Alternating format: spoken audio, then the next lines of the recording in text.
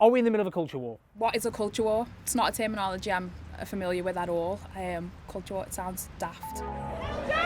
No peace! No racism! What do we even mean by the culture wars? Our identity today is determined by how we understand our own history. I've long believed that this country was going through a profound Gramscian cultural revolution, and I feel that it's now coming to fruition. And in the midst of a global pandemic, statues became a key battleground in that struggle. You know, when we're arguing about a statue, we're arguing about whose history is told and whose history is forgotten. A new front in the so-called culture war. But does it have more to do with how we process our history of colonialism? And why is the issue of statues more important in some cities than others?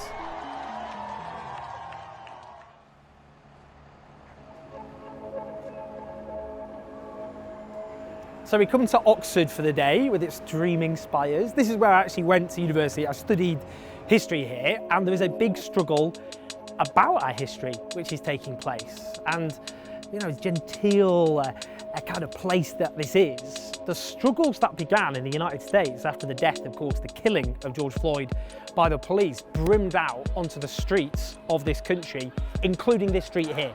The reason, the focus of the struggle on this street was a guy up there called Cecil Rhodes. Hey, how are you? Hi, Owen. Great to see you. We'll see kind of just Yeah, in the general gist. Sumakai Chigudu teaches African history and is one of only a few black professors at Oxford University.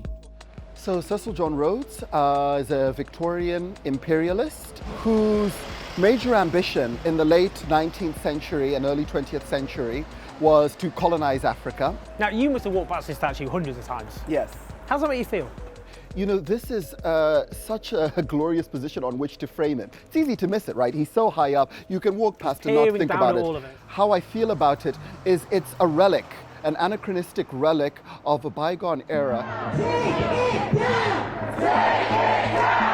There were already calls for the Rhodes Statue to come down in 2015, but they were reignited by the Black Lives Matter movement last month. Rhodes Must Fall started because of student activists in South Africa. Tired of colonial iconography, tired of the crisis of representation of black and other minority ethnic people in our institutions. You know, when we're arguing about a statue and whether a statue belongs on a particular plinth, we're arguing about whose history is told and whose history is swept under the rug or forgotten. And if we envisage this country as tolerant and democratic, that also means being able to be much more inclusive in a public way about the different sorts of people that make up the British Isles. Everyone talks about everyone, the Britain and everywhere. Yeah. We are in the midst of this inferno of a culture war. What do you understand by culture war? Many of the same folks who are saying things like Black Lives Matter, many of the folks who are involved in movements like Me Too, are sharply aware that it's not only about being recognized in terms of identity, but it's also about the very material circumstances that shape the life chances of different sorts of people. And I think that framing things in terms of the culture war is potentially a distraction from that, and one that fuels the various forms of jingoism that we've seen in the US, in parts of continental Europe, even in parts of Africa. And that deeply worries me. So I would be keen to kind of push back against the culture war. Hello, Peter. Owen. My old friend. It's How you been doing? so long. Obviously, we've got to keep May we our shake hands? We've got to keep our distance. I know you're taking this. You're a believer, are you? I know you're taking this very seriously. I'm an unbeliever in all this stuff. You don't believe coronavirus exists? I believe it's here, but I don't think it's anything like the terrible, all-conquering plague. Someone who isn't necessarily calling for the Rhodes statue to come down is Mail on Sunday columnist Peter Hitchens. So here he is again. This is Yeah. commemorates his residence, but it's a good deal easier to get at than the statue. So there's this video of some chanting students. Yeah. What did that summarise to you? Well, if I was to look at that picture, that video, what did it represent? It summarises the fact that the camera can lie. I was walking along the pavement, and some people were chanting, and I wasn't particularly bothered by them. But it looks as if they're pursuing me. Should we be celebrating white supremacists who are responsible for the thousands of people who died? I'm absolutely not.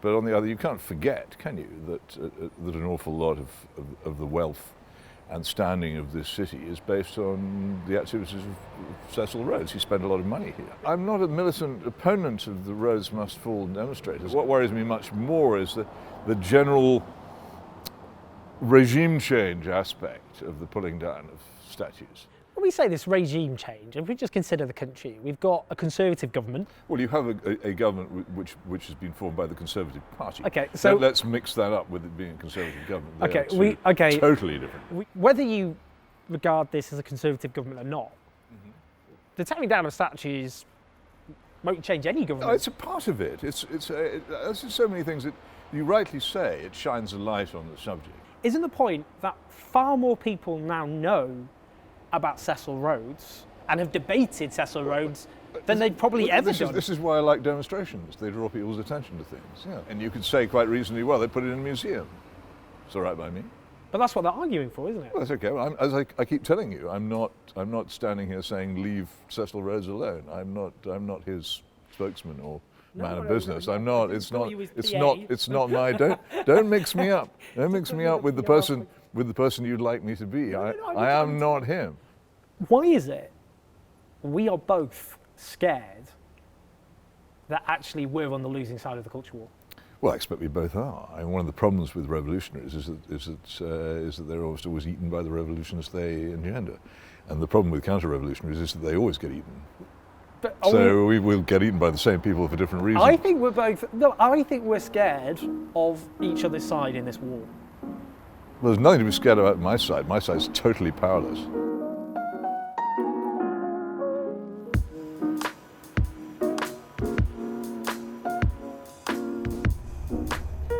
Masks on a train. As we venture north, the weather, I'm afraid, is significantly deteriorating. But we are on our way to Liverpool, and that is a city whose history just can't be divorced from that of the slave trade. In the 18th century, Liverpool played a central role in the UK's slave trade, which contributed to much of the city's wealth at the time.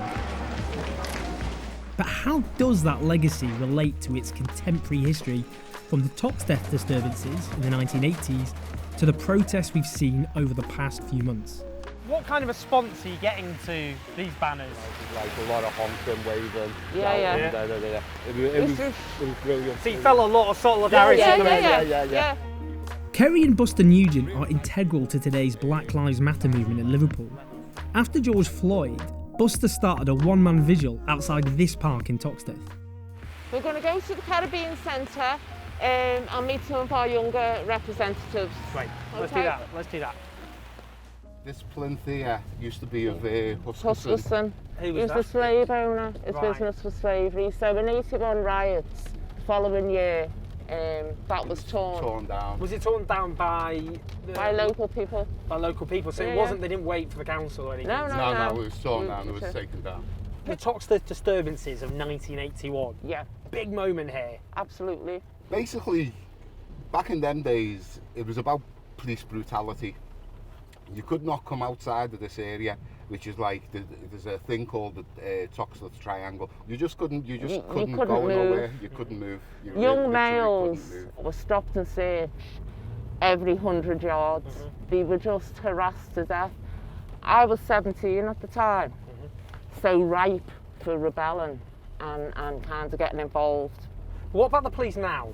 How have things changed?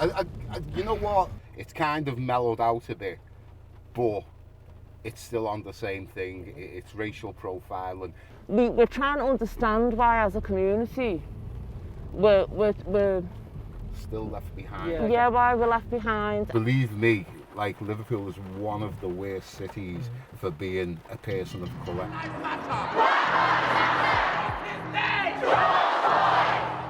Within a week of Buster's one-man vigil, up to 7,000 people were on the streets. Make some noise! Hiya. So, hiya, how's it going? How's it going? Sorry to drag you out, and it's not the best of weather, is it? Let's be honest with you. So, how did you all get involved in this new movement? What happened?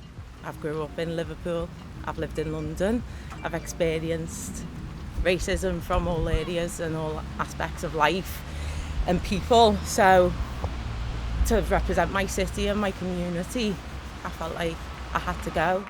It's bringing groups of people together of all different diverse backgrounds, ethnicities, class, cultures.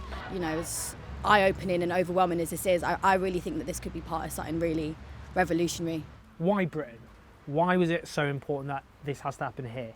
It may not be as everyday-ish as it may seem in the USA, but it definitely happens here. In my lifetime, I know people we've lost to brutality, and if you speak to my grandparents, my elders, aunties, uncles, and people from the community, they've been fighting for a long time for justice, especially in the Toxteth and L8 community. It's not new to us at all.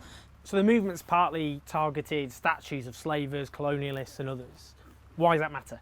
For me, I feel like the statue argument is a very interesting one because I don't have the answers. I recently had a conversation about the subconsciousness of living in a city like Liverpool with a history so dark and deep as it has around slave trade. Does it have any subconscious effect on us? We don't know, but we do know our history in Liverpool. When I walk down the docks, I don't know if you've been there, you feel that? You will feel that. If you go to certain areas, you will feel the energy is different. If the statues remain, let's at least be honest about why they're still here or why they were here in the first place. Let's talk about their entire legacy and then people can judge what they want to judge. Exactly. Are we in the middle of a culture war? What is a culture war? It's not a terminology I'm familiar with at all. Culture war, it sounds daft. This is ending a war. This is to get to peace. So to put the word war in it, when I think of war, I think of horror, I think of death. And this is, it sounds a bit cheesy, but I genuinely feel like this is a rebirth. That's proper cheesy. That wasn't cheesy. It wasn't. If you don't understand what's going on, it's very easy to be like, yeah, it's a cultural war. It's just the black people hate the white people for some odd reason. It's like, no. It's not that at all. These protesters are obviously very aware of the legacy of the city they live in and how important the docks were to them. The docks are also home to the UK's only slavery museum, which is attempting to confront our colonial past head on. It was still closed because of the pandemic, but we were fortunate enough to get a special tour with Dr. Richard Benjamin. I mean, some will go, this is a terrible history, but it is the past. Is this really something we have to relitigate in the here and now? Yeah, because it is the here and now. There are examples today where black people are still not treated as equal citizens, as is proven by many of the horrendous murders that still take place. So who's this guy here, for example? What are we looking at there? Yeah, so Thomas Golightly will be one of the many mayors of Liverpool that would also have been pro-slavery. Right, so he would have profited from it maybe? Yeah. Do you think there's a sense of guilt here? Well, Liverpool made an official apology in 1999. Make of that what you will. It was a step in the right direction, as is having a museum here. Well, I mean, what's the point of an apology? Wouldn't some just go, these were people responsible who are long dead? Well, the individuals themselves might be long dead, but the legacies aren't, are they? That's one of the things. And like I said, don't necessarily feel guilty about it, but there are the remnants still with us today, very much. Do you think people get defensive about it? Some are, but equally I'm someone that will not just talk about, this white privilege. My mum's white, okay? She married a black man, so I don't mind, no one needs to tell my mum what it's like to be anti-racist, okay? So sometimes that does kind of grate me a little bit, where everyone expects every white person to feel guilty. No, it's not about that. What I think's happening now is people who it doesn't affect are thinking, I get it a bit more now. I get that there's racism, I get that there's unconscious bias, but it doesn't affect them on a day-to-day basis. So if this helps some people think, how do I act? How do I think about people of African descent? Maybe we will move forward. What's your hopes and dreams for what this movement's going to achieve? I want to see real outcomes in education, but within our own organisations, within our own businesses. I'm still learning. I suppose you're still learning, that's why you're doing this documentary. So for me, the hope is that we have some real outcomes, measurable outcomes as well. Are you worried this will just fizzle out? We can't change our colour, we can't change our race, we can't change our history, we can't change our ancestors. So that fire will never fizzle out in our hearts. You're very moved by that, aren't you? I am. I'm just so proud of talk to him. It's all right, take your time, take your time. I'm just really proud of them, and I'm just touched that they've got the passion and the emotion to take it forward. We're getting on a bit now. So we really need these people, these young people, to take this movement forward.